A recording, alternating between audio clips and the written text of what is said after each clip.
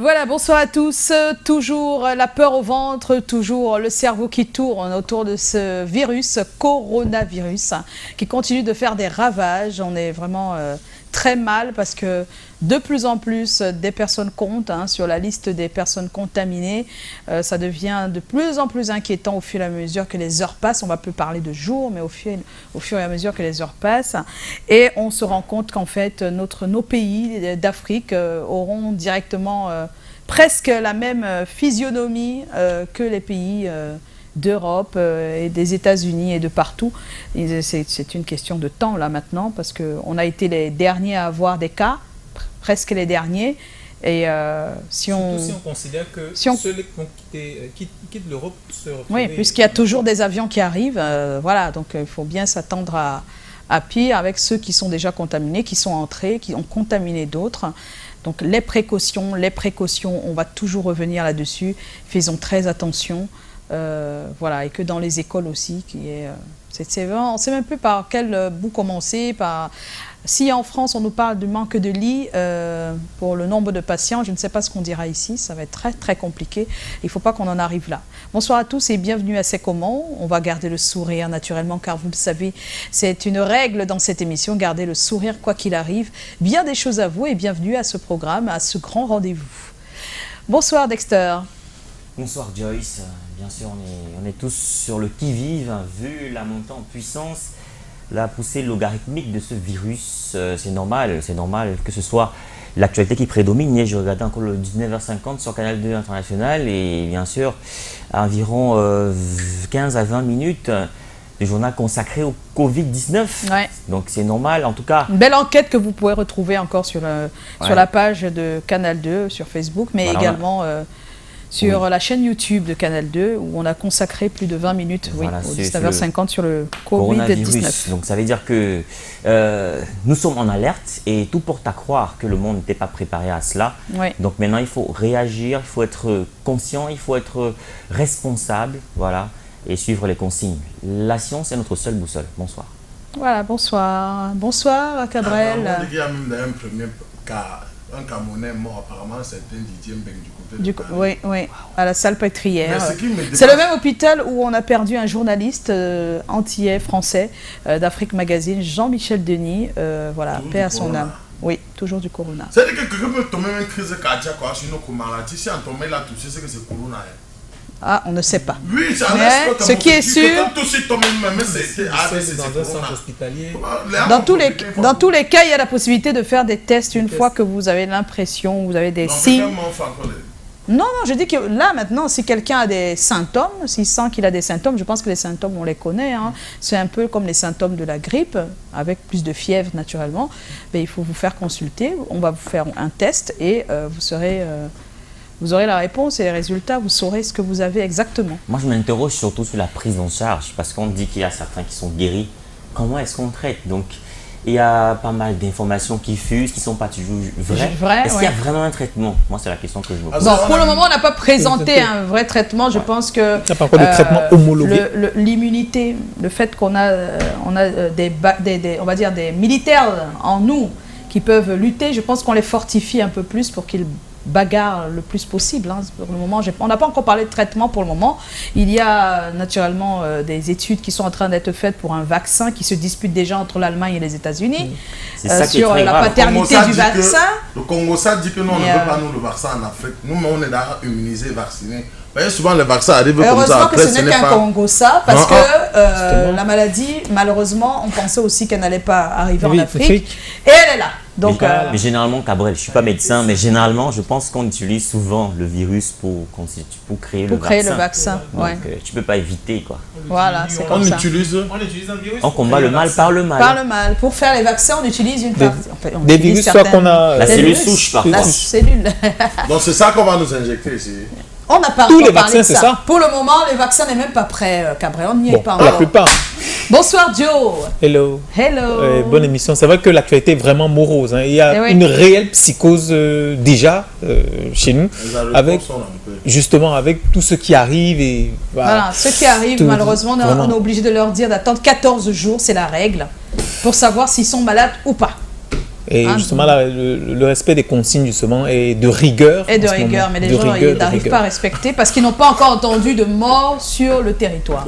On n'est pas obligé d'attendre qu'il y ait des morts sur le territoire pour commencer à se dire attention. Surtout que quand des fois on a des nouvelles comme ça, c'est-à-dire que quand on a des intox ou pas, c'est-à-dire qu'ils te disent que non, quand tu es noir, tu es immunisé, la maladie c'est pour les blancs et tout ça. Bon, je pense que c'était au début, et au début l'OMS n'a pas voulu réagir parce qu'ils attendaient de faire d'abord des études pour savoir si c'est vrai toutes ces rumeurs. Aujourd'hui, c'est officiel. Sachez que 26 degrés, une chaleur à 26 degrés ne tue pas le virus. Ça, c'est clair. L'OMS le dit et le redit. Donc, voilà.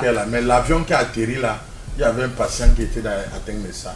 Bon, les passagers sont rentrés chez eux. On a lancé le communiqué que pardon, revenez. Revenez, qui va revenir? Mais si tu ne reviens pas, c'est à tes risques et périls. Tu es en train de contaminer ta famille, tes amis. Voilà, c'est tout. Il faut que les gens soient responsables. Et responsables. Voilà. Ça nous permet de retrouver DJ Colin. C'est notre DJ depuis que DJ Eto a un petit souci. On lui fait des bisous, des big up, qui n'ont pas toujours été des titres à gros succès, mais il leur donnait du succès avec une nouvelle vie. Et là, malheureusement, ces deux chanteurs, Tom Yoms et Charlotte Bango, ne sont plus, mais vous le savez, ils sont dans nos cœurs. Merci à DJ Colin. Ça nous permet de marquer une pause avant de vous retrouver pour le contenu.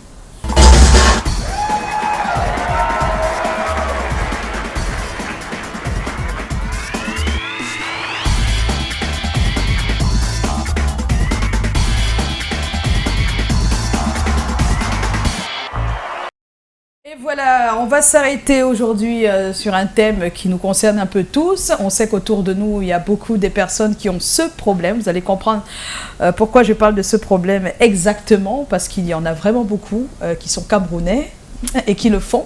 Je ne sais pas pour les autres pays, mais en tout cas pour le Cameroun, on en connaît chacun un bon nombre. Vous avez un proche qui ne s'empêche pas de vous raconter une vie qui n'est pas la sienne. Comment réagissez-vous? C'est la question que nous nous posons. Sans vouloir dire que tous ceux qui le font sont des mythos, comme on aime dire, des mythomanes.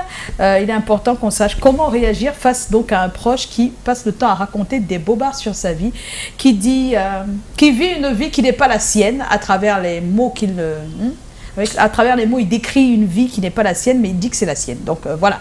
Et des fois, vous savez même que c'est pas sa vie, mais bon, vous ne savez pas comment réagir. Et souvent, après des années, ça pète.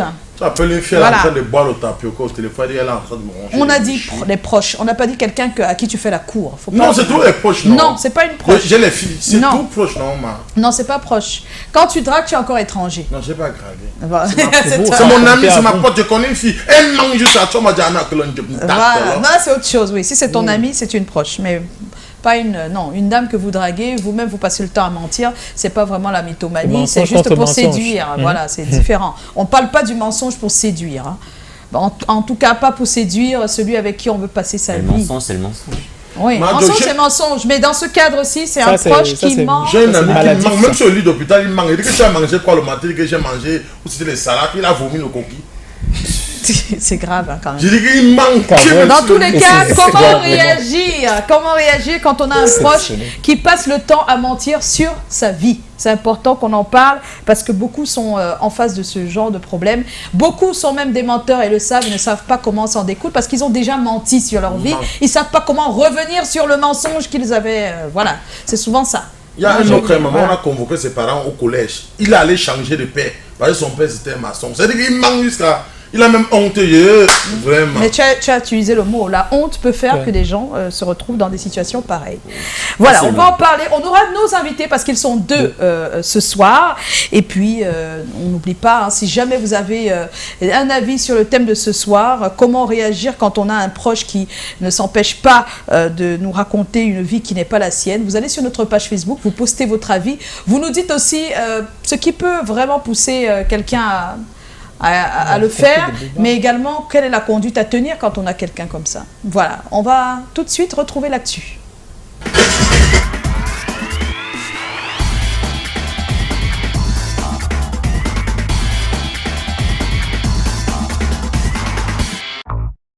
Et on va ouvrir l'actu avec la pandémie, le coronavirus, l'OMS qui contredit l'info selon laquelle le virus résisterait à la température de 26 degrés. C'est faux. Faux et archi faux. Donc ça devient de plus en plus inquiétant. Les frontières qui se ferment, la liste des morts qui s'allonge, les contaminés qui n'arrêtent pas. Voilà, donc on a un Camerounais déjà décédé à la Salpêtrière. Voilà, comme quoi la peau noire ne bloque pas tout. Didier Mbeng, il s'appelait, oui. Voilà, donc paix à son âme et bien des choses à la famille. Voilà, c'est vraiment dommage ça. Et puis on a Pascal Pierre qui a posté un message autour de la question. Voilà, ce serait bien qu'on écoute ce qu'il a à nous dire. Bonjour à tous et merci de m'écouter durant peut-être ces 2 minutes-là. Je voudrais juste lancer une petite suggestion aux autorités camerounaises pour leur dire que vous avez la responsabilité de protéger les populations camerounaises en ce moment. Les députés, les maires, je pense qu'il est temps maintenant de retourner vraiment auprès de vos populations pour leur dire un certain nombre de choses dans les villages, pour leur dire que voici les méthodes pendant peut-être un certain temps, pendant 1 mois, 2 mois. Voici ce qu'il faut observer comme hygiène, se laver les mains, les maires dans les écoles, les lycées, les collèges, peut-être fournir du savon, peut-être un peu des bouteilles d'eau, des sachets d'eau, pour que les enfants apprennent très rapidement à maîtriser, bien sûr, ces prescriptions-là sur l'hygiène de la santé publique. Absolument, il faudrait que les associations se mobilisent pour dire aux uns aux autres que voici comment il va falloir lutter contre la propagation de ce virus-là, qui est une réalité. C'est une réalité ici. Par exemple, ici, moi, je suis confiné dans cet hôtel-là. Les mesures sont drastiques et je peux vous dire que c'est vraiment une réalité. Une suggestion, par exemple. Moi, je verrais bien qu'on puisse dire que les bars soient fermés à partir de 15 heures pour permettre à ce que le maximum de personnes ne se retrouvent pas forcément regroupées dans des espaces confinés. Et bien évidemment, dans les boîtes de nuit, il faut dire que les boîtes de nuit, durant 1 mois, arrêtent et cessent les activités. C'est très très important. Alors, qui est-ce qui aura le courage de prendre ces mesures-là pour le bien de la population? Évidemment, il faudrait des personnes courageuses. Arrêtez, fermez les bars à partir de 15 heures et pendant 1 mois. Ça permettra peut-être aux Camerounais d'être lucides et de comprendre qu'il y a un danger qui nous menace et c'est très important au nom de la santé publique. Merci. Au nom de la santé, prenons des mesures fortes. Oui, c'est bien d'interpeller les élus du peuple. Très sage. Oui, ils peuvent refaire le tour, non? Maman, il n'a même pas tout. Ce serait bien qu'ils refassent le tour avec les dons. Voilà, on aimait souvent donner les dons pour l'éducation, les livres, les cahiers, le minimum de la santé. Qu'on refasse la même chose avec le savon, les produits hydroalcooliques. Voilà, pourquoi pas. Voilà, des campagnes. En tout cas, si les autres ne veulent pas le faire, moi, je compte beaucoup sur les nouveaux, les bleus là, qui viennent d'entrer à l'Assemblée là. Moi, c'est vous que j'attends. Voilà. Donc ce serait bien d'agir, de ne pas attendre toujours que le gouvernement agisse là maintenant, parce que maintenant, il s'agit de nous tous, sincèrement. À la maison, commençons à prendre véritablement des précautions. J'ai peur de la mort. Ben oui, c'est important. J'ai vu comment, même les pères, vous avez peur de la mort, vous vous protégez. Mais nous, les gens, on va faire comment? Quelqu'un père se protège, mais non, c'est encore peur à son mais il faut déjà savoir que c'est les personnes âgées qui sont plus exposées. Plus sensibles, avec pas mal de maladies qui ont détruit le système. Comprendre que les papas ont peur. Beaucoup sont à la rue, peuvent revenir au pays. Tu vois, les pères, vous et puis c'est important de vous dire que la CHAN est reportée. Enfin, c'était prévisible. Voilà, on a même trop traîné en fait. Oui, c'est reporté. La CAF l'a dit dans un communiqué de presse, c'est reporté. J'appelle que je ne peux pas sortir, c'est fermé. Regarde comment coronavirus impacte ça impacte sur l'économie. Ben oui, c'est comme ça. Ça m'a touché. Et puis on a une impro de Valister sur le coronavirus depuis quelques jours. Ça fait le tour de la toile. On va l'écouter, si vous le permettez. Vous m'avez reconnu, votre garde à Konolinga. Toujours dans mes délits, et mes décors de Nyala. Y'a toi benala, à que le quoi ou mimia yememba. Ma sile mi fangen sili, ça mène un virus au corona.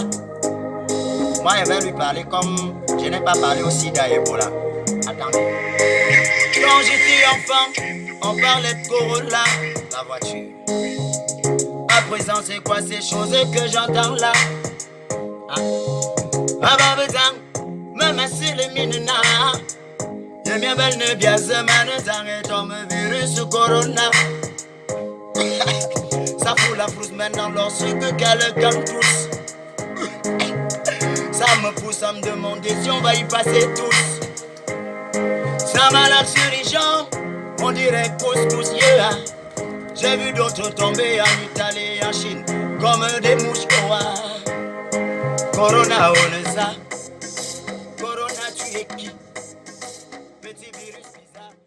Voilà, Corona, tu es qui, petit virus bizarre. Voilà, donc c'est une impro superbe, freestyle de notre cher Bannister. Il est super en impro. Et j'aimerais trouver la même chose quand on va en studio maintenant avec l'arrangeur. Parce que... Est-ce qu'on se comprend? C'est rarement la même chose, parce qu'on a connu... On se comprend. C'est-à-dire qu'il a un potentiel énorme. C'est le seul problème là-bas. Le problème, c'est que quand ça va en studio après, ça n'a plus la même... couleur. Je sais pas. Je ne sais pas ce qui se passe. C'est rarement la même chose. On a connu des matchs. On ne veut pas que ce soit même la même chose, mais que ce soit... que l'émotion soit la même. On a connu des monstres comme Dark Light qui ont gagné plusieurs fois le bois comme test, mais qui n'ont jamais su convaincre en studio, parce qu'ils n'ont pas le talent. Mais non, je pense qu'il faut je pense qu'un directeur artistique et un bon, c'est-à-dire un gars qui le regarde, qui voit un peu dans quel domaine, dans quelle façon de dire ses textes, ce serait mieux pour lui en studio. Eh ben, peut bien trouver. C'est quand tu ne trouves pas ta voix, il y a des gens qui sont là pour ça. Le véritable problème. Nécessairement. Le seul problème. Lui, il est comme il est. Maintenant, c'est à quelqu'un de le. Le seul problème, c'est qu'on ne fait pas la musique. Là, c'est pas lui le problème, par contre. Écoute, on ne fait pas la musique, le show, vous avez les sentiments. C'est pas vrai, toi, tu es mon ami, mon pote, que tu es obligé de me faire le beat. Quand ça ne va pas, tu quittes, tu pars chez un professionnel, tu fais ton instru. Un point, c'est tout. Moi, j'ai tout dit. Non, mais lui, ce n'est pas le beat qui fait ça. C'est mon nature, je connais son problème. Je ne comprends pas. Ce n'est pas le beat qui fait Bannister. C'est sa manière de dire les choses et de faire ses textes. Voilà, donc, c'est maintenant à celui qui fait la musique derrière de trouver comment valoriser le texte, pas la musique. Exactement, c'est la direction artistique. Sauf que l'improvisation, le freestyle, c'est ce qu'on ressent souvent qu'on fait. Maintenant, la musique en studio a des codes qu'on respecte et un marché à conquérir, c'est différent. Donc, il faut bien faire la part. Ça revient au directeur artistique, tout ce que tu dis. Maman George, j'ai parlé que l'artiste Bannister, c'est un talent. On a un son qu'on a écrit, il ne prononce aucun. On a inventé les paroles. C'est-à-dire que vous n'écoutez pas un mot en français. C'est une langue inventée. Et la musique a l'âme et l'esprit. Ça enregistre ici. Je vais t'envoyer, tu vas écouter ça. Tu vas dire ça, pour une ligne artistique pour le petit. C'est-à-dire que beaucoup sont là. La ligne artistique, elle est là. Il faut maintenant quelqu'un qui encadre ça bien avec l'instru qui va accompagner ce qu'il fait. Et pour le moment, moi, on aime l'écouter. Mais il faut que le titre... on aime l'écouter en impro. Edge Contador était les monstres et ils remportaient les compétitions. Oui, c'est comme ça. C'est un problème. Il y a des gens qui sont des monstres même en compo et tout, mais qui font pas de tube. Je veux dire, c'est pas automatique. C'est comme ça, c'est la direction artistique des fois qui fait des... C'est ceux qui font rire à Facebook. Et il y a quelque chose qui arrivera bientôt, c'est le nouveau loco, même chose. C'est le titre et ça sort le 20 mars prochain. Voilà, donc c'est déjà annoncé. Je pense qu'Universal l'annonce, tout le monde l'annonce. On attend impatiemment. Je sens une sorte de calendrier camerounais chez Universal. Après Ténon récemment, locaux. Bon, peut-être après il y aura qui, Charlotte. Voilà le teaser. Ben est signé, non? Voilà, Ben aussi. Non, t'inquiète.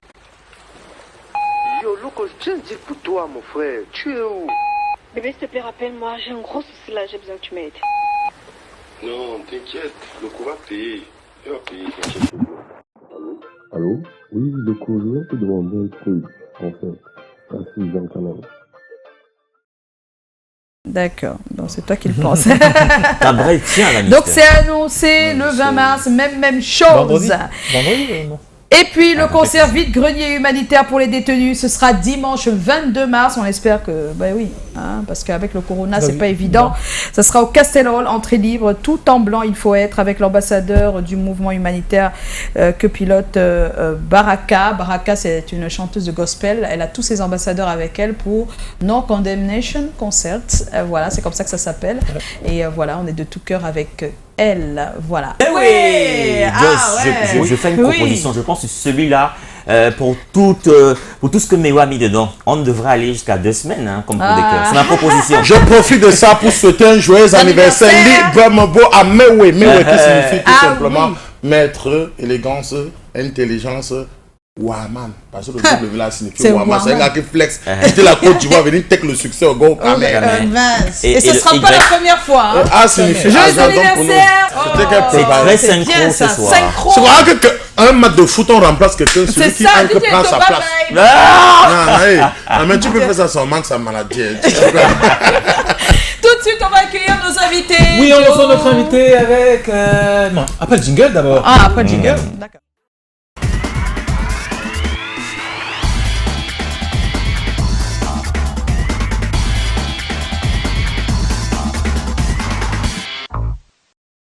Voilà, nous sommes de retour, John. Oui, on va recevoir notre invité avec le concours de notre auteur Colin Swanchan qui est financé par le producteur avec Fosso Joseph Fosso, son nom de producteur qui a son tour un producteur qui s'appelle Emmanuel Chatoué qui est également produit par le producteur, la hiérarchie suprême et les directrices des opérations à Canal 2 International et Marie de l'Anne Chouetrinti. Madame Colette Chatoué, bonsoir. Madame. Je regardais quelque chose qui me surprenait. On reçoit Jean-Claude Switchou et Esther Big. Alors, aujourd'hui, on a fait un casting extraordinaire. On s'est dit on voulait le meilleur du 7e art camerounais, le meilleur du cinéma et de la télé. D'abord dans sa parité, un homme. Et une femme. Mais aussi mais dans l'équité selon les âges. Parce que Esther, toi tu représentes la jeunesse et sa fougue. Et Jean-Claude, toi tu représentes l'assurance, la maturité. Voilà, on a trouvé. Alors, Esther Biga, puisque tu représentes la jeunesse c'est quoi? C'est la fougue, la vitesse, on touche à tout, puisque tu es monteur, réalisatrice et producteur. Et en plus de ça, tu es actrice, tu es diplômée en photographie. Tu as touché pratiquement à tout avant de te retrouver de l'autre côté en tant qu'actrice. Tu commences dans Ennemis Intimes. Ah, ça c'est la jeunesse. Et la maturité, l'assurance, on est posé. On est dans la Reine Blanche, on est le chef, on est toujours là. On est dans amour et tradition. Mais il faut savoir que tous les deux profils qui n'ont rien à voir l'un de l'autre, vont très bientôt, à partir du lundi 30 mars, se retrouver dans une série événement qui s'appelle Quartier Chaud. J'ai regardé quelques épisodes, c'est extraordinaire. C'est extraordinaire comment Esther tu joues, comment est-ce que tu ressors les émotions. C'est magnifique. Jean-Claude, parfait comme d'habitude, toujours posé, charismatique, c'est ce qu'on aime. Alors, pour la promo de cette série, et peut-être pour découvrir les deux personnages extraordinaires que vous êtes, non, les personnes et les personnalités surtout, on vous reçoit sur C'est Comment. Bienvenue Esther et bienvenue Jean-Claude. Voilà, Esther et Jean-Claude sont nos invités Et ça ce fait soir. comme ça 1 an plus quelques jours que j'ai voyagé avec Esther. Est-ce que tu as songé un seul jour que tu pourras avoir un seul problème d'argent? Voilà, on est de retour sur le plateau et ils sont avec nous, Jean-Claude Switchou et Esther Biga. Bonsoir à vous. Bonsoir. Bonsoir, Yo. Il est chaud, le DJ. Ah oui. Ah oui. Il est très chaud là. Peut-être il veut voir nos pas de danse, je sais pas. Non, Bon, non, après. il pose une question en fait. C'est parce que ça vient tellement brusquement qu'on est perdu un peu des fois. On y va. Ils n'ont pas compris. Il faut répondre. Merci Joyce, merci à toute l'équipe. Ils ne comprennent pas. Je pense qu'il y a un problème parce que ça ne commence pas, on n'entend pas ce On qui se est dit. là. On est là. Voilà. Et Oh, c'est quel fait, slogan. c'est fait, voilà. Heureusement. Vous êtes bien là, vous nous rassurez. Ben oui. Un peu On est d'hésitation. Maintenant, il faut bien entrer dans le programme. Parce Alors que Joe, J'ai la première Il a la question. première. Alors, à tous les deux, Jean-Claude et Esther, Ouais. vous êtes de grandes vedettes aujourd'hui. Mais est-ce que plus jeune, vous aviez pensé qu'être des comédiens serait votre métier plus tard? Honneur aux femmes. Honneur aux femmes. honneur aux femmes. Ben, moi particulièrement non, je pense que j'ai déjà répondu à cette question ici Oui. la dernière fois que vous Oui. m'avez invité. Mais on a de nouveaux téléspectateurs. Ah, voilà. On a de nouveaux tous les jours. Ça fait Voilà. combien de temps Ben, c'était l'année dernière avant les canaux d'or. Ah, Voilà. ça fait un an. Janvier 2019. Voilà, exactement. Donc, moi, j'ai jamais rêvé d'être artiste, comédienne. Tu rêvais d'être quoi, Esther? Photographe, une femme foyer qui va prendre soin de... Photographe et femme au foyer. Oui, voilà, tout simplement. Donc, je me découvre comme ça et puis je me dis, ah ben voilà, j'ai quelque chose qui est là, pourquoi ne pas exploiter? Et puis, nous sommes Et là tu exploites aujourd'hui. très bien. Ouais, merci, merci beaucoup. Jean-Claude. Joyce, vous allez permettre que je vous dise bonsoir parce que Oui. on est là. On est là, on est là. Mais on ne s'était pas dit bonsoir. Donc je vous dis Si, bonsoir. j'ai dit bonsoir tout à l'heure. Non, on ne s'était pas dit, moi j'avais pas dit bonsoir. D'accord. Et j'ai dit aussi bonsoir à nos nombreux téléspectateurs, Oui. à nos cinéphiles. C'est un plaisir renouvelé que de leur parler à partir de votre tribune. Merci à vous. Donc, par rapport à la question, qu'est-ce que je vous dirais? Je vous dirais, que moi, je n'avais jamais pensé au cinéma. C'est vrai que j'aimais beaucoup le cinéma. Mais Bollywood, comme si on aime. voilà, Bollywood en Mais l'occurrence. jouer, Hein. Donc, et je ne pensais pas faire carrière. Je suis maquettiste de formation. Je suis aussi déclarant en douane. Donc, je pensais faire carrière dans ces deux métiers-là. Du coup, comme j'aime à le dire, le cinéma m'a happé. Puisque je dis toujours, le cinéma est venu à moi. Voilà, je l'ai expliqué plusieurs fois comment j'ai atterri dans le cinéma. Bien sûr. Donc le cinéma m'a happé. Et suite aux nombreuses sollicitations, je me suis retrouvé donc encastré Mais et quand même, encadré. Vous pouvez toujours m'aider au port? Vous êtes toujours déclarant, Antoine? Non, malheureusement. Comme je l'ai dit, le cinéma m'a aidé. C'est une association Ça empirique. fait pratiquement 13 ans que je n'ai plus rien à voir avec la déclaration. Voilà, la vie c'est les tournages. Les tournages tout le temps, tout ça. La vie de c'est star. C'est un peu ça. Mais vous voyez que quand il parle, c'est comme s'il était dans le film. Exactement. Il change pas, je comprends pas. On ça le jeu d'acteur naturel, tu vois. Charisme inné. Ben oui, Merci. on a l'impression que c'est la même chose. Oui, justement, je fais des arts, je fais plusieurs disciplines, même si je n'ai pas passé les ceintures. Ouais. J'ai toujours refusé de passer les ceintures parce que malheureusement, les maîtres m'avaient tellement conseillé, je le regrette aujourd'hui, il faut le dire, parce que j'avais tout ce qu'il fallait pour passer les ceintures, taekwondo, jiu-jitsu, voilà, la boxe aussi. Non, ça se voit même sur toi, moi. C'est sûr que les gens ne passent pas. Alors, vos visages, tous les deux, font partie aujourd'hui du quotidien des Camerounais et même en dehors du Cameroun, les Africains en général. Comment entrez-vous facilement dans les rôles qui vous sont distribués? Parce que là, sincèrement, comment vous faites? Moi, je vais tout simplement dire c'est le naturel. Tu te dis juste que voilà, je me mets à la place de cette fille-là. Toi, tu fais comme si c'est trop facile. Il y a des personnes qui sont en face là, qui aiment ce métier, qui sont en train d'apprendre et qui disent tout c'est naturel. Non, ils ont besoin de comprendre. Parce qu'ils essayent depuis et ça marche pas. Bon, voilà. Je pense que le secret, c'est d'abord le synopsis, c'est-à-dire comprendre le personnage. Quand tu comprends ton personnage, tu peux facilement entrer dans tout type de peau. Ouais, voilà. C'est pas sorcier. L'histoire, voilà. Le film, intégrer l'histoire. L'adopter, de dire que tu te mets à la place de la personne et puis tu n'es plus Esther, tu deviens Ekono, par exemple. Voilà, Ekono, oui. On va en parler tout à l'heure. Voilà, c'est Ekono. Si je dois répondre à la question, je vais juste compléter ce que Esther a dit. Je pense avant toute chose, il faut avoir la graine. La graine. Il faut avoir la graine et c'est pour ça que les castings sont organisés. Oui. Et on organise des castings, on voit qui a la graine. Vous savez, il y a des prédispositions naturelles. Voilà. D'accord. Donc, quand vous avez la graine, maintenant, on peut la développer par des formations. Et après des formations, il faut avoir donc une bonne lisibilité du synopsis, voilà. Et le comprendre. Et le comprendre. J'ai une bonne lecture qui vous permette d'entrer dans tel ou tel autre personnage. Voilà, c'est un peu ça. Dexter? Oui, comme dans tous les métiers, il y a des difficultés. Dans le vôtre, qu'est-ce qui vous semble le plus difficile? En fait, chez moi, c'est... je pense que j'ai à répondre à cette question. Mais dans le métier, non, je vais le dire, je vais le redire toujours parce que j'ai déjà répondu à ça. Pour les nouveaux téléspectateurs. Il y en a tous les jours. Voilà, tous les jours, des milliards, des millions. Voilà. Donc, le plus difficile en tant que, surtout femme, parce que c'est compliqué pour les femmes, c'est que les gens ont tendance à penser que vous êtes comme ça, c'est-à-dire que vous avez joué le rôle de la sorcière, la vilaine méchante, on pense que vous êtes ça, on vous juge sans comprendre que vous êtes plutôt dans la peau d'un personnage. Mais pourquoi c'est pour les femmes que c'est comme ça? Quand les hommes sont méchants aussi dans les films. Les hommes c'est assez rare que les femmes. Les femmes par contre c'est difficile. C'est difficile jusqu'aujourd'hui, je vous dis, avec le personnage de Suicide dans La Reine Blanche, j'arrête pas de baver. Toujours. Jusqu'à présent, qu'est-ce qu'on te fait, par exemple? Qu'est-ce qu'on te dit? Pourquoi t'as rendu Irène folle?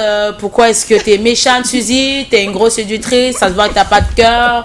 Même dans mes relations personnelles, j'ai rencontré, excusez-moi pour la petite histoire, quelqu'un un jour où les choses ont failli décoller, mais sa mère, quand elle m'a vu, je l'ai vu à la télé, elle est méchante. Elle est méchante. Voilà, donc surtout pour nous les femmes, les hommes encore, on s'est dit, ils ont tellement d'assurance, ce sont eux qui décident, ils peuvent décider, je prends celle-là avec ce que j'aime, mais une femme, elle ne peut pas décider sur un homme si la famille n'est pas d'accord, donc c'est une difficulté. En dehors de ça, le reste va bien. Voilà, pour moi. Wow. Pour ça, c'est ça. C'est-à-dire que les gens n'arrivent pas à faire la différence entre le personnage qu'on a dans un film et la personne qu'on est. Ouais, justement. Donc tu dis ici devant caméra que tu n'es pas Suzy. Je suis pas Suzy, mais tu vas pas le dire à 1 million de personnes, 1 milliard de personnes tout le temps. Ça fatigue. Mais Joyce, quand tu regardes Mamie et Monica, tu comprends que elles sont vraiment comme ça. Mais Joyce, est-ce que c'est pas... Elle n'est pas comme ça, elle dit. Oui, elle n'est pas Est-ce que c'est pas contextuel? Parce que quand on regarde sous d'autres cieux, il y a des acteurs très très méchants qui sont plutôt très appréciés. Oui, le truc c'est que Alexis Carrington dans Dynasty a eu le même problème que après Dracula, l'acteur même Dracula a eu le même problème. Moi, je voudrais renchérir en disant à Esther qu'il n'y a pas que les femmes qui ont ce problème. Il n'y a pas que les femmes. Bon, c'est vrai, les femmes l'ont un peu plus parce que les femmes ont une nature, excusez-moi, commère, donc du coup on les associe au mal, et quand elles incarnent le mal, ça devient mal. Voilà, c'est un peu ça. Bon, du coup, je vais étayer en disant que j'ai été victime jusqu'à aujourd'hui, j'en suis victime. Là, c'est de quel rôle? D'abord, je fais un rôle avec le procès à l'époque, avec mon Ah oui, le procès, oui, où nous avions donné raison à une femme qui venait s'accaparer des biens de son mari, enfin on va pas dire ex, parce qu'elle était mariée avec ce monsieur sous le régime monogamique. Et ils ont fait une séparation de corps, le monsieur allait se marier de deux autres femmes. Voilà, à son décès, elle revient. Elle met tout le monde dehors. Et elle prend les biens. Elle est la femme. Je vous assure qu'une femme a failli me lapider au marché Mbop. C'est pas possible. Donc on n'avait aucune raison de laisser cette femme prendre ses droits. Et aujourd'hui, j'en bave avec le personnage de grand maître. Ah, le grand maître, le coigne un peu. Alors on me dit, on m'esquive un peu, on dit. Lui là, il est compliqué. C'est un gars, il porte du rouge. Il porte du rouge. Donc comme tu vois, Esther, c'est tous les acteurs. Bah oui, par contre, avec au-delà de tout soupçon, où j'étais une femme qui était maltraitée par son époux, une jeune fille qui venait du village, j'étais tellement adorée, j'avais même des cadeaux que je recevais. Oh, tu pleures trop, ton mari te maltraite trop, vraiment, ce qui fait n'est pas bien. Mais dès que tu joues une fille un peu dominatrice, celle-là qui va refléter exactement ce que la plupart Oui, parce que la plupart, voilà, elles font ça, les femmes. Voilà, on te traite de tout. Donc c'est dur. Je crois que c'est surtout l'impact que vous avez sur le public. C'est-à-dire que si tu n'as aucun impact sur le public, on s'en fout de toi. C'est-à-dire qu'on te gère pas. Mais c'est parce que tu joues aussi bien. Voilà, vous rentrez tellement dans le quotidien des gens. C'est ça la médaille, le revers de la médaille. Quand on joue trop bien, on a l'impression que c'est comme ça qu'on est. Pour nous, c'est un plaisir. J'aime à dire, quand on me dit, ah, tu es un homme de... Je suis heureux de savoir que vous me suivez. On me voit comme ça, mais je suis quelqu'un de extrêmement sensible à l'intérieur. Donc du coup, quand tu m'avances un mot... On veut vivre ça. Pardon? Tu peux dire avec ta bouche, j'aime pas ce qu'on vit. Non, mais je suis sensible. Vivre ça comment? Il faut l'approcher. Toujours un cœur à prendre, Esther? Toujours un cœur à prendre. Oui, Dieu va très. Vous voyez, elle n'est pas comme Suzy. S'il vous plaît, elle n'est pas comme Suzy. Mais il faut plus parler aux belles-mères. Les mamans là. Elle n'est pas Suzy, s'il vous plaît. Voilà. Donc c'est dit. Maintenant, on va prendre cette partie-là et on va la balancer partout comme ça, tout le monde sera au courant. Merci beaucoup. Voilà, en tant que... C'est mieux. Moi-même, je souffre comme vous, hein. On me passe souvent sur la moto, on me cravater. Que Nyamton, tu bavardes trop, Nyamton, tu insultes trop les gens. Mais toi, quand même, c'est de la télé-réalité. C'est un peu de la télé-réalité, un peu. Oui, c'est vrai. C'est pas comme eux. Eux, c'est des films qui sont en train de jouer, c'est différent. Toi, des fois, tu dis. C'est dans la web-série, je n'incarne pas la. Bon, oui, mais je parle pas de la web-série, c'est là où tu. Moi, je parle de tes directs, là. Oui, les directs. Souvent, tu passes comme ça, quelqu'un baisse la vitre de sa voiture, tu te dis, mouf, il remonte. Non, les Camerounais, ils vous donnent le chapeau. Donc, je sais que dans tout corps de métier qu'on travaille, c'est pour avoir les gains, c'est pour réussir, c'est pour avoir une vision et une transformation. Alors, la question qui suivait, demandait qu'est-ce qui... tu as pris cette question? Ah, d'accord, vas-y alors. Non, je voulais dire qu'ils ont déjà répondu à une des... Puisque c'est une question. Vas-y. C'est une question, madame. Vas-y alors, si c'est la 5e. Voilà, moi je sais que je suis d'abord un villageois parti tout droit de Baranté, passant par Konsamba pour venir conquérir Douala avec mon talent et gouverner le monde. Ça, c'est ma vision. Ouais. Maintenant, pour vous, qu'est-ce que vous espérez à long terme avec votre vie? Voilà, c'est pas la question que j'allais poser là. Tu vois, tu troubles, tu es en plein trouble. La question qu'on devait poser, c'est qu'est-ce qui vous fait le plus plaisir quand vous finissez le tournage d'un film? Voilà. Particulièrement, moi, ce qui me fait plaisir, à part le contrat qui est bien payé, c'est voilà, c'est le fait d'être une nouvelle personne à chaque nouvelle histoire. Ah, c'est oui, important. Tu préfères changer de oui, personnage je change avec constamment les caractères et tout ça. de masque pour montrer aux gens, ben voilà, si l'année dernière j'étais celle-là, aujourd'hui je suis celle-là, voilà. Donc je peux jouer à tout, quoi. Voilà, ce qui me fait plaisir, c'est de propager de nombreuses histoires avec des thèmes très importants pour sensibiliser. Oui, et voilà. Qu'est-ce qui te fait le moins plaisir après le tournage? Le moins plaisir après le tournage, parfois, c'est une vague période de chômage, je vais le dire, parce qu'on ne tourne pas tout le temps, ça peut arriver, tu fais 3 mois, tu es là, tu fais rien. Oui. Mais à part ça, c'est le fait que par moment, les gens t'apportent des histoires qui ne coïncident pas avec ce que tu veux. Parce que moi, personnellement, je suis quelqu'un qui ne tourne pas partout. C'est pas parce que j'ai la grosse tête, ça n'a rien à voir. C'est juste que j'adore tourner dans des séries où je vais vraiment travailler, parce que j'adore les rôles très difficiles. J'aime pas les rôles faciles où on va, excusez-moi, je vais pas dire novella, c'est pleurer toute la journée et tout. J'aime quand c'est travailler, creuser. Quand j'ai en face de moi un truc qui ne va pas exactement avec ce que je dois ressortir, voilà, je dis non, et puis même si ça me... On dit que tu te prends la tête. Là, voilà, on va dire ça va partir partout. Estelle Biga, je l'ai appelée. Elle m'a dit, par exemple, sa semaine, ça coûte comme ça. Elle exigeait. Parce que on a un thème qu'on emploie souvent plus. Et je viens nue sur le plateau, c'est-à-dire, il doit t'habiller du pied à la tête, voilà. Oui. Il va par exemple dire qu'elle a demandé et que je m'occupe de tout. Moi, je peux pas, elle se prend la tête parce que... Alors que des fois, c'est juste le scénario voilà, qui te c'est le plaît scénario qui me plaît. Mais tu leur dis quand c'est le scénario? Ah ben, je dis, mais par moment, il faut bien le dire parce qu'ils vont se dire, tu juges ce qu'il a, voilà, et tout ça. Donc tu dis que ça convient pas à ta tout simplement, oui. Alors, et pour Jean-Claude, qu'est-ce qui te fait le plus plaisir? Je dirais que peut-être c'est la jeunesse de ma collègue qui la rend un peu nerveuse par rapport à ces situations, parce que c'est des situations que je traverse tous les jours. Et le refus, par exemple, de tel ou tel scénario, bon, ça n'a rien à voir avec la grosse tête. Parfois, c'est l'histoire qui ne vous sied pas. Qui vous parle pas. Non, la grosse tête, c'est que la personne qui te propose. Justement, je comprends que tu souffres, Esther. Mais tu souffres parce que tu es jeune. Voilà. Tu vois, parce que, bon, moi, je ne peux plus souffrir de ça aujourd'hui. Moi, je suis obligée. Donc, à un moment, j'aurais été de tous les plateaux du Cameroun. Mais il fallait quand même que je fasse un choix. Où comme tu l'as si bien dit, où je dois travailler pleinement et donner un bon rendu. Mais c'est ça donc, aussi. Ça, il y va de votre image aussi. Et donc, mon plaisir sur le plateau, c'est... à la fin du tournage, c'est la fin. Non, d'abord le plaisir. Oui. D'abord le plaisir, c'est le partage. Si vous voyez les réalisateurs à travers le monde, ils meurent souvent très vieux. Ah oui, c'est vrai. 85 ans, 95 ans, bon voilà. Pourquoi? Parce que l'art en général, c'est l'amusement, on s'amuse en permanence.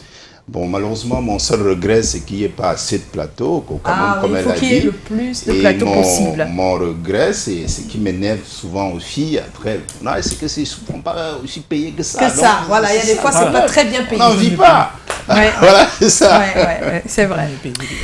Alors maintenant, c'est ta question, mon cher. Là, tu es perdu. Je voulais entrer au cinéma comme ça que moi, elle essaie. Non, par contre, toi, comme parce tu que moi, les fils, c'est des gens qu'on révèle les salons, on révèle les voix. Bon, du coup, dans ma tête, c'est que je veux voir une ranch Rover dehors, un truc. Mais tu sens qu'ils le font seulement avec amour, parce qu'ils aiment le métier. Mais pour toi, c'est plus facile, tu es producteur. C'est plus facile de faire du fric comme ça. Non, je peux pas. Pour l'instant, au Cameroun. Je ne pas s'aimer sur le sable. Tu mises sur le cinéma au Cameroun. Maman, excusez-moi, je disais que moi je suis un villageois parti tout droit de Baranté, passant par Konsamba pour venir conquérir Douala, Yaoundé. Et gouverner le monde avec mon talent, ça c'est ma vision. Maintenant, il disait que qu'est-ce que vous espérez à long terme aussi? Votre vision, c'est quoi, non? En tant que femme surtout, parce que de nos jours, c'est assez rare de voir des femmes qui font les deux à la fois. Il y a des jours quand je suis pas devant les caméras, je suis derrière en tant que monteuse, réalisatrice ou productrice. Bon, en tant qu'actrice, parce que les acteurs, moi je veux le dire ici tout de suite, les acteurs ne sont pas bien payés. Moi je vais oser le dire. Je sais que plus tard ça va faire boum, mais je le dis. Ça va pas faire boum parce que ce n'est pas le seul métier où les gens ne sont pas bien payés. Donc, les acteurs aujourd'hui au Cameroun ne sont pas bien payé parce que tu peux pas signer un contrat de 250 000 francs pour 3 mois de tournage. Quand même, si tu loues même un studio de 50 000, excuse-moi, c'est arrivé. Oui, j'en connais plusieurs qui ont fait pareil. Si tu loues un studio de 50 000, tu as une famille, tu as des factures à payer avec 250 000 pour 3 mois, je ne peux rien faire. Mais par contre, le technicien, par moment aussi, il est doublement payé. Que l'acteur. Donc ce que je demande, c'est que vraiment qu'on revoie nos tarifs en tant que comédien, ou aussi en tant qu'aussi technicien. Par moment, on peut te donner un contrat d'un an où on te donne 1 million de francs. Mais l'année a 12 mois.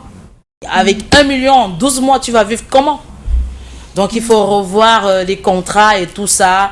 Je pense que les films camerounais, le cinéma d'aujourd'hui n'a plus rien à voir avec le cinéma d'il y a 3 ans. Les choses sont en train de bien se faire. Ça se vend partout dans le monde entier. Nos chers producteurs, et moi aussi je fais des efforts avec ceux que j'emploie, essayons de mettre quand même, montons un peu avec des enchères pour nos acteurs qui nous donnent du plaisir. Mais je pense que vous pouvez vous mettre aussi en association des acteurs pour avoir une force auprès de... on a essayé, Joyce, mais ça reste juste sur les statuts WhatsApp et Facebook, ça ne va nulle part. Mais organisez-vous, parce que il faut vous organiser, créer une grille, je sais pas, en fonction des c'est déjà fait. C'est déjà fait, mais c'est compliqué. C'est compliqué. Non, tout est compliqué. Pour rajouter l'eau à son moulin, c'est que parfois les producteurs se comportent comme si l'acteur, ils peuvent le changer facilement. Et c'est pourquoi vous voyez les techniciens sont peut-être mieux lotis, mais l'acteur se dit non, si elle veut pas, on prend tel, on prend X. Alors que Esther Bigard n'est pas tout le monde. On n'est pas loin de là. Le technicien, elle a dit, il est quand même mieux loti. Pour l'instant, les producteurs et les techniciens, ça va plutôt bien. Ça va ils vont bien. Donc il est temps que l'acteur aussi... Surtout qu'ils ont... Non, mais ils se sont aussi imposés. Ils se sont imposés. Ils ne font pas si on ne leur donne pas tant. C'est vrai. Ils ont mis des règles, même si c'est chacun dans son coin. Oui, mais c'est chacun qui parle au parce que je vais dire quelque chose. Bon, elle est technicienne, heureusement, mais je veux dire que vaudrait mieux qu'un technicien vienne dire qu'ils sont mieux payés. Non, mais je le dis, moi personnellement, moi je suis technicien. Je suis technicien, je vais le dire ici, je gagne que le contrat d'un acteur. Moi je le dis tout de suite. Non, mais ce que je dis, c'est que tu es en train de comparer les deux contrats. Mais tu ne les mets pas dans leurs échelles de valeur respectives. C'est-à-dire que tu ne peux pas comparer le contrat de l'acteur. Je pense aussi que quand quelqu'un est de plus en plus sollicité, la personne doit monter ses enchères. C'est tout. Tout à fait. Tout ce qu'on raconte là, à la fin, c'est ça. Plus tu fais bien ton boulot, surtout dans ce cas-là, il y a des films, plus tu es sollicité, plus tu montes un peu les enchères. Et puis comme ça, voilà. Oui, Joyce, c'est pourquoi je disais tantôt que j'ai regretté qu'il n'y ait pas assez de plateau au Cameroun. Ça aurait permis que... les enchères montent. Voilà. Non, mais il y en a, excuse-moi, il y en a. Non, pas suffisamment. Il y en a, je te dis, il y en a combien? Il y en a, sauf que la qualité. Il y en a, je suis désolée de te le dire, il y en a, mais sauf que, je vais le dire ici, ce sont des clans. Il y en a. C'est les mêmes. C'est les clans qui reviennent à chaque fois. Il y en a. C'est pourquoi je dirais en te répondant que s'il y en avait assez. Hein, Esther? S'il y en avait assez, les clans seraient débordés. Ça arriverait aux gens qui n'ont rien à voir avec le clan. Ça arriverait aux gens du talent. C'est un peu ça. C'est pourquoi, pour répondre à votre question, Joyce, je dirais que c'est votre question. Oui. Il y a le temps. C'est votre question. À long terme. Donc, j'espère être comme Esther. Qu'on revoie les cachets des acteurs. Oui, qu'il faut faire revoir. Non, moi, j'espère être comme Esther. Ah, technicien aussi. J'espère être comme Esther. Tout ça. Ah, parce qu'on a beau parler là, on n'est pas égal. Voilà. Esther, elle est actrice, elle est réalisatrice, elle est technicienne, elle est productrice. Donc là, vous avez une mastodonte. C'est ça, j'ai l'impression que c'est la seule issue pour avoir vraiment de l'argent. Ah bah oui, la technique, oui. Oui, la technique, c'est plus... C'est la technique. La technique, c'est clair. Justement, là, et c'est ce que j'ai toujours... Même dans notre métier, la technique, c'est la même chose. Nous, on présente ici, on bavard. Mais les gars qui ont les caméras là, je suis aussi désolé, maman. Mais l'image je raconte connais ça. les contrats à beaucoup de femmes. Elle me dit que quand j'ai commencé dans les tournages, je faisais par mois, on ne me payait même pas. Mais après mes rôles dans les films, partout on m'invitait, j'avais l'argent. C'est-à-dire qu'elle se positionnait une fois comme artiste, avec des prestations. Elle gagnait plus que les producteurs. C'est-à-dire qu'aujourd'hui, tu peux dire qu'Abraham, je tourne dans ton épisode, dans ta série. Moi, je viens de tourner même genre. Oui. Mais la starmania qu'elle soit avec un Dieu, même pour boire le bain avec quelqu'un à me payer très mal. Esther, tu fais partie du casting de la prochaine série qui démarre donc le 30 sur Canal 2, le 30 mars, Quartier Chaud, où tu incarnes Ekounou. C'est une jeune fille qui tombe enceinte d'un homme irresponsable et elle ne le lâche pas. Donc vous aurez l'occasion de voir lundi 30 à partir de 20h40. Ça va remplacer la série Miel amer qui va déjà vers la fin. Raconte-nous un peu ce personnage dans cette nouvelle série. La série s'appelle Quartier Chaud. Ok, pour la petite histoire, Ekounou est une jeune fille qui vient d'une famille extrêmement pauvre. Voilà, donc malheureusement, avec la jeunesse, elle va tomber enceinte d'un irresponsable, c'est-à-dire que celui-là, il n'a que pour rêve de faire la danse, la musique, être gigolo, il ne veut rien faire. Il voudrait que ce sont les nanas qui payent ses factures. Et moi qui viens d'une famille pauvre, mon père est alcoolique, il est irresponsable aussi. Ma mère fait de petits boulots pour nourrir mon petit frère et moi. Voilà, donc elle n'a pas de choix que de courir après lui pour dire que tu dois assumer la paternité, c'est ton enfant et tout. Le mec, il sait qu'il est beau, il est Brad Pitt, il va passer le temps à l'humilier partout. Donc son calvaire, à un moment, elle va se dire, il va s'achever quand elle va rentrer. Tu vas pas tout raconter. Laisse comme ça. Quartier Chaud. C'est un quartier. Il faut pas que la tête, tu diras les chefs bannis. C'est un quartier qui brûle. C'est un quartier où on a de toutes les couches. Et justement, parlant de couches, on a la plus pauvre avec ses parents, on a le plus riche. C'est Nom Tema. C'est le rôle qu'interprète Jean-Claude Soutu. Alors raconte-nous un peu, sans tous les détails. C'est le plus riche du Kwata. Non, ou bien il vient au Kwata. Non, je ne vais pas entrer dans les détails. C'est tout. Parce que si j'entre dans les détails, ça va être ce que le français appelle un embrouillamini total. Voilà. Donc, pour répondre à votre question, Joyce, je vais juste dire que Esther et toute sa famille sont les pauvres du quartier. Moi, je suis le plus riche. Le plus riche. Donc voilà, étant le plus riche du quartier, donc... tout le monde est à ma merci. Ben oui. Voilà. Tout ce que vous voulez, avec ça s'exécute. Toute la promiscuité qui règne dans ce quartier. Donc je règne sur cette promiscuité. Oui. Donc vous voyez un peu. On voit. Voilà. Donc et en plus, j'ai un frère qui va me faire rentrer en politique. Oh. Du coup, au-delà des vicissitudes de la vie de tous ces pauvres gens du quartier chaud. Ouais, un peu. On va vous profitez de la vie de tout ça. Voilà, on va profiter politiquement parlant. Voilà, c'est un peu on peut pas tout dire. Mais sachez que la série s'annonce belle. Quartier Chaud, c'est le titre de la soirée. Il y a une bande-annonce avec des extraits qui passent depuis quelques jours. Ça va être le nouveau rendez-vous de 20h40 à partir de lundi 30 mars. Voilà, c'est lundi surprochain, pas prochain. Surprochain. Voilà. Tout de suite, je préfère que vous restez avec nous jusqu'à la fin. On va attaquer notre sujet de ce soir. Vous savez qu'il y a toujours un sujet. Vous êtes des anciens à cette émission. Vous avez un proche qui ne s'empêche pas de vous raconter une vie qui n'est pas la sienne. Comment réagissez-vous? Donc, c'est quelqu'un qui vous raconte des bobards sur sa vie. C'est-à-dire qu'il raconte toujours des choses qui ne sont pas vraies. Et c'est un proche. Donc on va en parler, comment faire, comment réagir. Des personnes ont déjà répondu sur notre page Facebook et c'est Dexter qui a recueilli le maximum. On va le retrouver pour le mailing. À tout de suite.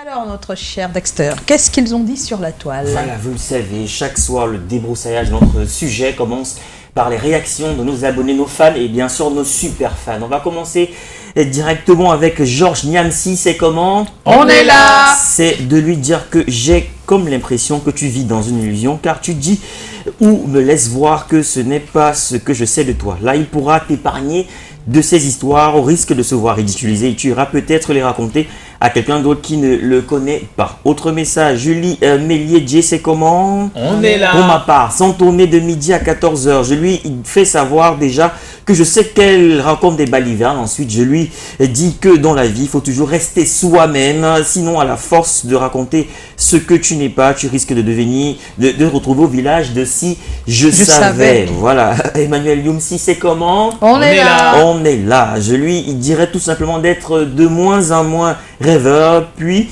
d'être de plus en plus réaliste. Emmanuel Youmsi depuis Kribi. On vous fait des coucous de ce côté-là. Lorraine Tiani, c'est comment? On est là, Lorraine. Je ne lui laisse même pas le temps de me parler de quelqu'un. Si tu lui laisses l'occasion, elle ira aussi parler de toi à une autre personne. Un gros coucou à vous, Lorraine depuis Malabo. Bon, gros coucou à Lorraine. Qui a quand même commenté. Arnaud Simo, c'est comment? On est là. Je dois juste lui demander de ne plus parler des autres quand ils ne sont pas là. Arnaud Simo depuis Libreville. J'aime bien votre émission. Coucou à vous, Arnaud. Perpétue Benoun, on aura des précisions juste après, Joyce. C'est le taf des caméras, je l'écoute sans être écouté. Autre message, Shanema Malika Khan, c'est comment? On est là. À chaque fois qu'il essaie de me parler, je le zappe et s'il insiste, je lui dis de ne pas se mêler de ce qui ne le regarde pas. Autre message, Patrick Amadeus Neke, bonsoir. Deux attitudes sont à adopter. Un, je l'écoute attentivement en souriant. Deux, ou alors je lui fais la remarque avec humour en lui disant de vivre dans la réalité et d'arrêter de raconter des balivernes, puisque nous sommes pris par le temps. On va s'arrêter là pour la lecture des messages en direct. Et comme le disait Samuel Ferdinand Lop, nombreux sont ceux qui vivent pour paraître. Voilà. Voilà. Nombreux sont ceux qui vivent et agissent pour paraître. On va s'arrêter là pour les commentaires, mais on va switcher puisqu'on a une taxonomie après les commentaires. Le mailing ne serait pas le mailing sans les selfies. Voici le pic d'audience.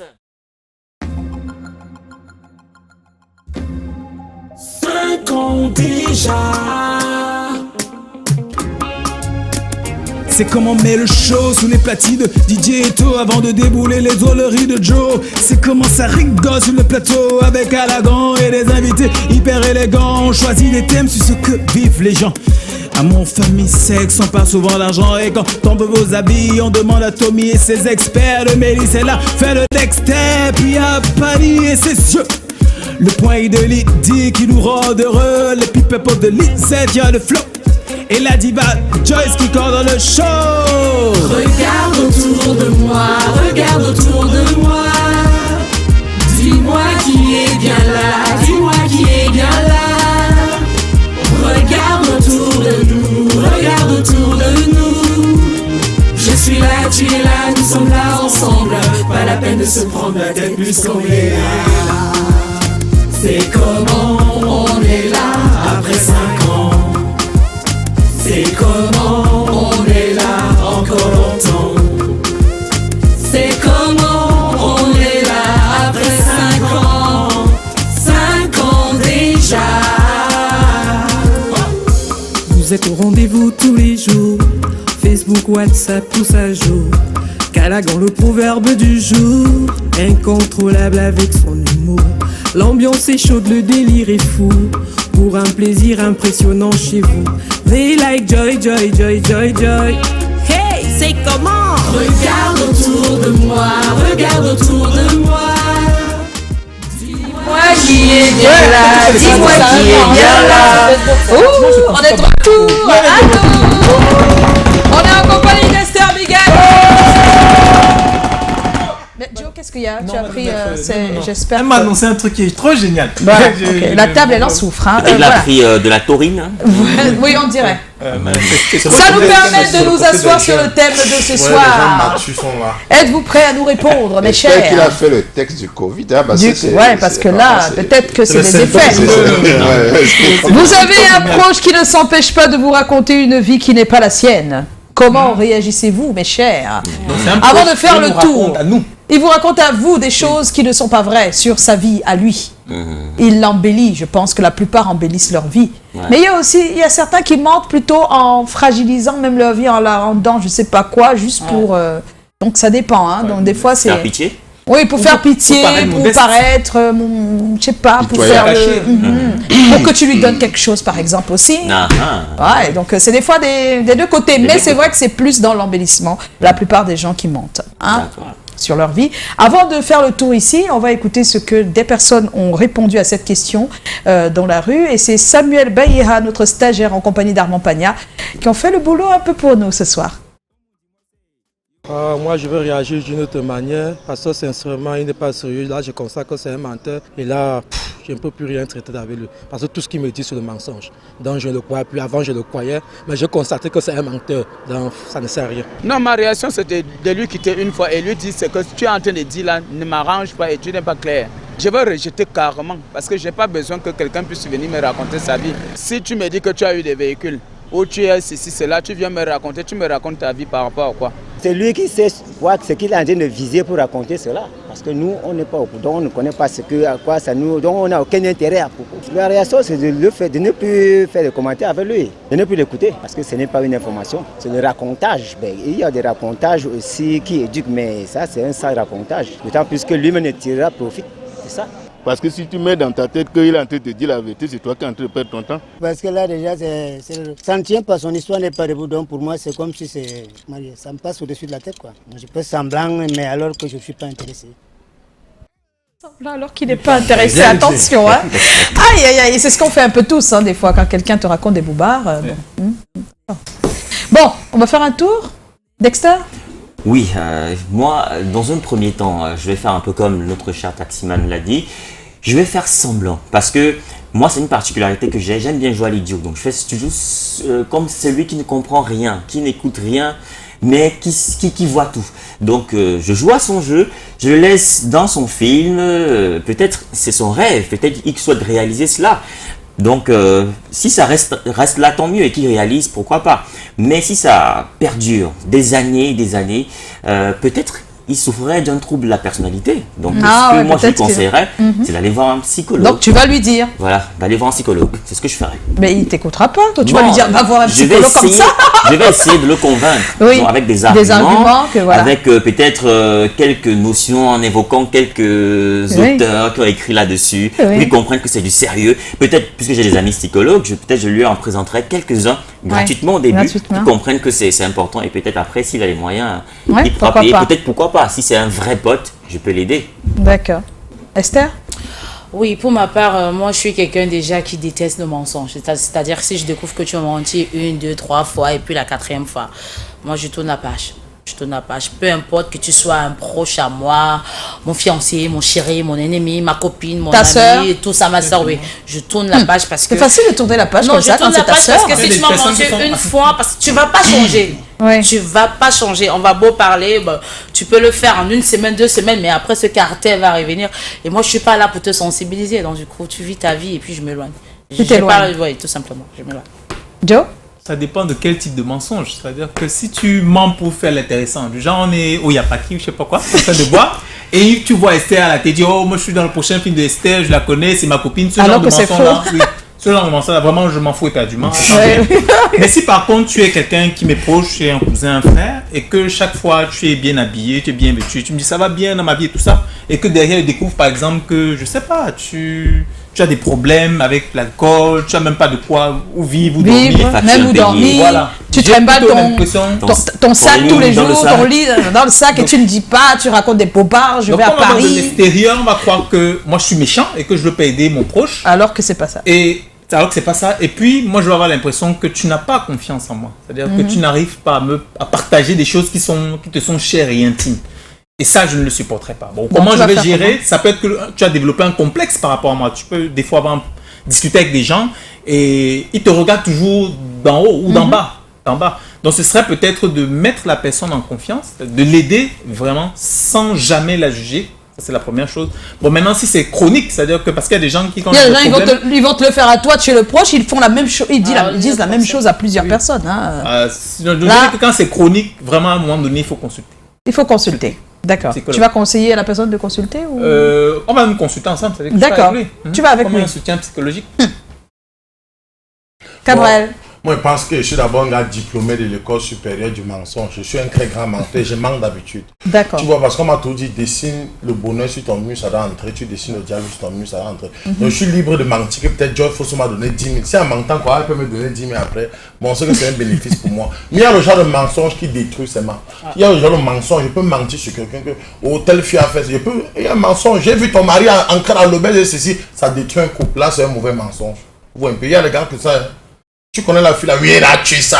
Tu connais oh, il a fait ça, il n'a rien fait. Mais à chaque fois que tu prononces, il est là pour dire non, je le connais. Je l'ai vu l'autre jour à tel endroit. Là, sur le bois blanc, donc il est là, c'est ma Toutes les go sont égaux. J'ai un ami proche, c'est dit peut-être que j'ai gagné un marché, j'ai fait 6 mariages la semaine passée. Bon, en fait, il veut tout être à mon niveau. Moi aussi, j'ai fait 4. Donc, du coup, il sait qu'il n'a pas fait, mais il accepte. Là, ça va, c'est le. Moi aussi, vraiment pour être à mon niveau. Du coup, reste tranquille. Donc, moi, je pense que moi, j'ai un ami qui me manque beaucoup. Pourvu que son mensonge ne blesse pas quelqu'un. Ça ne porte pas préjudice. Si c'est un genre de mensonge que tu as cassé 2 bouteilles de champagne avant en bois de nuit, il y a ceux qui boivent les bénéfices et ceux qui boivent leur capital. S'il manque en train de boire son capital, c'est son problème. Les retombées. Vous voyez les retombées. Le petit Bayombo. Quant à moi, je vais un peu faire la synthèse de tout ce que tu as de son point de vue, de son point de vue. Donc, en éliminant le fait qu'il ne soit pas atteint d'une maladie de mensonge. Non, mais ça existe, la maladie du mensonge. Il peut être atteint. C'est ce que je dis, en éliminant ce fait-là, puisque tu l'as relevé. S'il est atteint, il faut tout de suite consulter. Avant d'être atteint, on passe par les petits mensonges, là. Ouais, bon. Je dis, si on s'aperçoit qu'il n'est pas encore atteint. Bon, maintenant, voilà, on revient à lui pour dire, bon, s'il ment pour s'élever, ok, on lui dit, écoute, la vie, prends la vie doucement, ne cours pas, mollo, travaille, tu vas avancer. Bon, c'est ça un peu. S'il ment pour se rabaisser, tout de suite on comprend qu'il veut... Il veut soutirer, il veut raqueter un peu. On voit s'il en a vraiment besoin, on peut l'aider. Voilà, c'est un peu ça. Bon, quant à lui, s'il vient raconter des choses sur autrui pour détruire une société, une famille, moi, il faut lui dire tout de suite, tu as une âme de destruction massive. Mais il y a d'autres qui mentent juste parce qu'ils ont honte. Ils ont honte de leur vie. C'est-à-dire qu'ils ont une vie qu'ils n'aiment pas. Ils ne veulent même pas s'appeler comme ils s'appellent. Cache même le nom de Ils ne veulent même pas qu'on sache où est sa mère, où est son père. Ils sont nombreux. Je vous jure, ils sont... Si on vous donne le nombre, si on les compte, il y a des personnes qui ont vraiment... Ça entre dans ce que Joe a dit. On ment pour s'élever, c'est-à-dire on peut fuir une identité. On fuit carrément. Je peux dire, je m'appelle aussi Fotso. Voilà. Alors que tu t'appelles Fotso. Nous savons tous que Fotso, c'est un grand nom. On a l'impression, je crois que tout le monde, je pense que nous tous, il y a toujours quelque chose qu'on cache quand même. Non, cacher quelque chose et mentir, c'est 2 choses. Attention. Tu peux cacher quelque chose, mais si tu es proche de quelqu'un et tu n'arrives pas à lui dire, par exemple, que tu passes le temps à lui dire que tu étais à Paris, alors que tu n'y étais pas.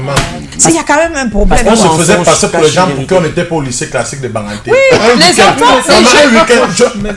un week-end, je poussais. Tu connais ce qu'on dit pousser là, maman? C'était mon cousin, on montait la colline du marché à Banganté. On a vu les filles du lycée. Maman, le complexe, on a lâché le pousson dans des aides. Le pousson a détruit les choses. On est seulement rentré dire à la grand-mère que comme tu vois, on a laissé le pousson aller devenir ça. Mais la seule chose, c'est que tu ne veux pas qu'on te voie dans les conditions dans lesquelles tu es. C'est parce qu'on manque au lycée. J'ai manqué là que je suis l'enfant de tel lycée. Ah oui, c'est possible. Mais si ça continue donc, dans ta vie même de tous les jours, tu deviendras comme ça.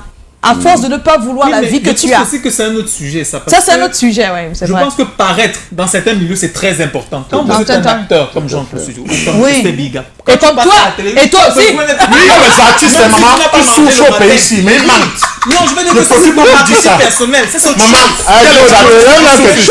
Tu relèves là quelque chose. Oui, c'est un autre sujet. Dans notre milieu de paraître. C'est autre chose. C'est autre chose. Paraître. Il y a les artistes au Cameroun qui mentent. Lui, rouge, je vais les tuer. Mais ils sont là à la télé. Bonsoir, moi je suis tel artiste. Mieux tu viens au taxi comme le président. Mais là, tu es déjà dans le marketing et tout ça. Donc c'est différent. Même le marketing, là, il ment. Il y a des publicités qui passent qui sont fausses. Mais parce qu'on va tirer... Ouais, oui, Voilà, ça existe. et il faut noter. Tout le monde ment un peu dans les pubs. Hein. Destin ment. Non, je parle. Non, s'il vous plaît, on va regarder. Je suis le gars de On va regarder Brenda. le sondage, s'il vous plaît. On regarde le sondage. Permettez qu'on regarde le sondage. On a coupé Destin.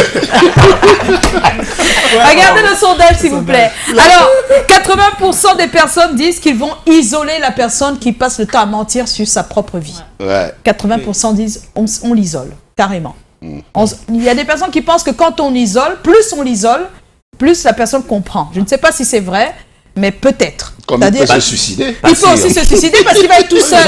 Ouais, pas sûr. C'est pas quand je veux dire, il y a des gens qui pensent que c'est quand ils vont l'isoler chacun, puisqu'après les mêmes amis se retrouvent et disent ah non, moi je me suis éloigné. Moi je me suis éloigné parce qu'avec lui tu racontes des bobards. C'est pas le coronavirus quand même. On va pas quand même aller jusque là. Non, il y a des gens qui vont jusqu'à 80%. Tu as écouté le Vox tout à l'heure. J'ai ma petite amie, c'est beaucoup disent qu'ils se le gars s'est passé à côté de la fille, c'est qu'on m'a saboté, il commence à pleurer ses mains. Alors le problème qu'il y a avec des fois on l'isole, pourquoi? Parce que des fois vous êtes autour d'une table avec des amis, vos amis, et votre proche qui ment est là. Vous imaginez pas ce qu'il peut raconter devant vous et vous ne savez pas comment. C'est très dangereux. Vous ne pouvez pas imaginer. Donc c'est pour ça que beaucoup préfèrent l'isoler. Maman, beaucoup ont même gâté mes relations. Ils savent qu'ils ont gâté, monsieur avec eux. Voilà. Et puis on a 20% de personnes qui préfèrent faire semblant de l'écouter. Carrément. Donc on le laisse dans son rêve, dans ses créations de personnages et tout ça. On le laisse faire. Dans un premier temps. Oui, dans un premier temps. Dans un premier temps, mais à la longue, ça peut vous porter préjudice aussi à vous-même. Oui, à la longue, il faut essayer et il faut s'assurer que ce n'est pas une maladie. Une maladie, c'est vrai. Parce que la maladie s'appelle la mythomanie. Voilà, la mythomanie. Voilà. Tu retournes dit être mytho. La maladie du mensonge. Ouais. On va tout de suite retrouver Monsieur Maurice Somo, il est psychosociologue, il nous donne également son avis sur la question.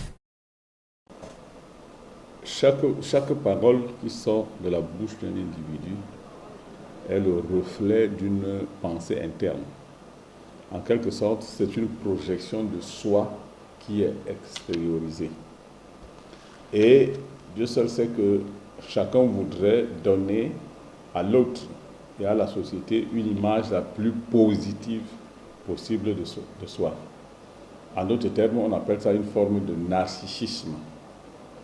Alors, si on s'en tient à cela, il est donc facile que pour celui qui a une idée sombre de sa propre vie, de son histoire individuelle, qu'il soit généralement tenté soit d'embellir son histoire personnelle, soit de donner une histoire qui n'a rien à voir avec sa propre réalité. Alors, cette forme de projection positive de soi n'est pas propre à un seul individu, c'est propre à beaucoup d'individus.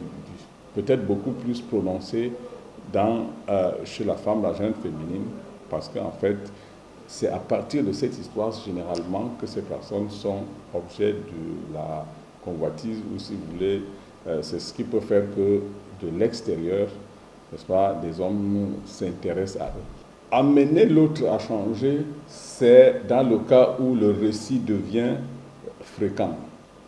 Finalement, ce récit prend une autre dénomination, ça s'appelle désormais du mensonge.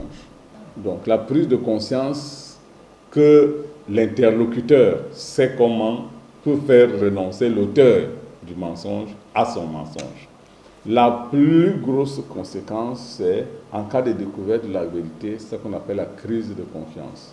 Une fois qu'on a en face de soi un individu qui ne vous dit pas la vérité et qui raconte des histoires, des chimères, si vous voulez, forcément, il y a une crise de confiance. Et cette crise de confiance n'est-ce pas, s'attaque à la nature de la relation entre les personnes. Lorsque vous avez en face de vous quelqu'un qui ne vous dit pas la vérité et qui raconte des histoires, dites-lui qu'il ne dit pas la vérité dès que vous en êtes parfaitement conscient. Et en fait, à partir de là, il fera des efforts, soit à ne plus rien vous dire du tout, soit chaque fois qu'il voit quelque chose à vous dire, il va se rassurer qu'il vous dit la vérité et rien que la vérité. Voilà, on va dire merci à Monsieur Maurice Somo, psychosociologue. On espère que ça a aidé pas mal de personnes qui nous regardent. Je pense qu'il y a même des parents qui savent que leur enfant le font, mais ils ne savent pas comment gérer. C'est vraiment difficile. Hein. Quand c'est votre enfant qui le fait, comment vous faites? Tu vas l'isoler? Parce que Esther, tout à l'heure, a dit qu'elle va... Non. Écoutez, avoir un frère et une soeur, c'est différent d'avoir un autre enfant. Un enfant, même s'il est bandit, il est fou, il reste le mien. Ouais, tu vas trouver des solutions. Forcément, oui. Voilà, et moi, pour conclure, je dirais que le désir de paraître reste toujours un signe d'orgueil. Donc, c'est l'orgueil principalement qui nous pousse. Mais il faut que ça te donne des bonnes bases. Hein. Tu as dit des bases pour vouloir faire des choses positives. Parce que si ça t'envoie dans du négatif, c'est pas bon non plus. Trop d'orgueil aussi, c'est dangereux. C'est dangereux, bien sûr. Voilà. En tout cas, nous, on tire la sonnette d'alarme. Ça permet à des personnes d'en parler, d'en discuter, et même peut-être à des menteurs de délier la parole et de dire « je mentais ». Et puis, voilà, c'est aussi ça. Hein. Je pense que c'est un autre sujet. Comment faire quand on a été mytho? On s'en est rendu compte et qu'on ne veut plus l'être. On a tellement menti partout, on a tellement raconté des vies qui ne sont pas les nôtres, qu'après, on ne sait pas comment faire pour dire... Pour redire la vérité, c'est compliqué. C'est un peu comme la dépigmentation. T'as dit quand on a déjà enlevé comment on fait pour... Mais ça peut se faire. Non, on éclate de charbon. Il y a 10 ans, avec mon premier amour, j'ai créé tout un scénario. Hein, et qui m'a coûté la relation. Depuis ce jour, j'ai décidé de ne plus jamais mentir. Soit c'est bien. Je dis la vérité, soit je ne dis rien. Voilà, c'est plus facile comme ça. Merci, voilà. Il a commencé, on a volé ses jeans, il est venu ici. Tout de suite, on va se quitter. On n'oublie pas que la série Quartier Chaud commence lundi 30 mars. Et que Esther Biga et notre cher Jean-Claude Soutiou sont donc un des acteurs, des personnes donc castées pour cette super série qui va commencer dans presque 2 semaines. En tout cas, on est de tout cœur avec vous et on fait des coucous à monsieur Vincent Gambou qui est le producteur de cette série. Voilà. Oh, monsieur le maire. Voilà. C'est un problème, maman. Quand tu dis la vérité, on ne te croit pas trop là. Non, on va faire un autre sujet. Je dis souvent la vérité, on ne me croit pas. Tout de suite, on va demander à nos acteurs de Quartier Chaud de faire une impro de comédien. On y va.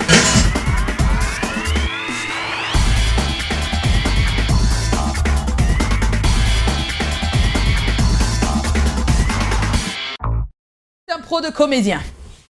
On a notre chère Esther. Et puis on a notre cher Jean-Claude. Qui pèse demain. C'est comme dans l'arène, quoi. C'est un combat, quoi. Non, c'est pas un combat, c'est que vous nous servez quelque chose pour finir en beauté. Esther? Non, Théma, bonjour. Bonjour. Je venais t'avertir que, comme tu passes le temps à donner l'argent à ma mère, là, pour qu'elle paye mes soins à l'hôpital, je veux que ça s'arrête. Parce que plus tard, ça va sortir de oh, tu m'as aidé pour que mon enfant sorte de l'hôpital et tout ça. Je ne veux plus. Ne t'approche plus de ma famille. Parce que si tu tentes encore, je vais venir voir ta femme Etia et je vais lui dire que tu m'as fait les avances. Je dis, tu es folle. Tu ne veux pas que je t'aide pour que ton enfant là meure. Je ne veux pas. Je ne veux pas le genre d'aide qu'après mon nom va sortir partout. Je ne veux pas. Ton père a quoi? Même s'il n'a rien, non, Thomas, laisse-nous. Laisse-nous, non, Théma. C'est quoi? En tout cas, je vais considérer que tu es folle. Je vais continuer à t'aider. Ta mère et ton père, ton enfant là, ton petit frère, même ta petite soeur. Je vais vous aider. Non, Théma. Je vais venir voir ta femme Etia. Tu la connais, non?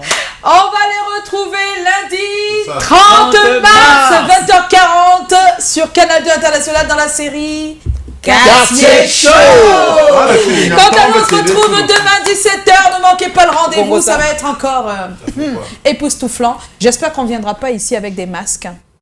Demain. On espère aussi. On espère aussi. On souhaite plein de choses à ceux qui sont souffrants en ce moment. On est de tout cœur avec vous. Bien des bisous à vous, bien des choses. Demain 17h pile. Et protégez-vous.